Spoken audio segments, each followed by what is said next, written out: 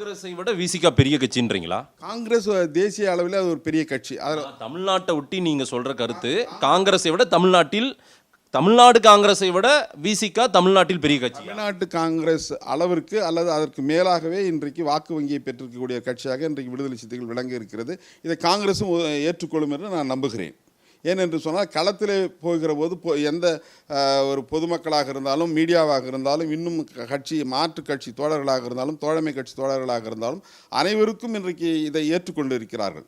திமுக அடுத்தபடியாக அந்த கூட்டணியிலே அதிகமான வாக்கு வங்கியை கொண்ட ஒரு கட்சியாக வெறும் தலித்துகள் மட்டுமே வாக்கு வங்கி அல்ல. விடுதலை சிறுத்தைகளை பொறுத்தவரை தலித்துகள், பிற்படுத்தப்பட்டவர்கள், இஸ்லாமியர்கள், கிறிஸ்தவர்கள் என்று பல்வேறு தரப்பினரும் இன்றைக்கு ஆதரிக்கக்கூடிய ஒரு நம்பகத்தன்மை மிகுந்த ஒரு தலைவராக இன்றைக்கு தலைவர் எழுச்சி தமிழரை ஏற்றுக்கொண்டிருக்கிறார்கள். அந்த அடிப்படையிலே இன்றைக்கு வாக்கு வங்கி அதிகமாகி இருக்கிறது. கட்சி மாநில அங்கீகாரம் பெற்றிருக்கிறது.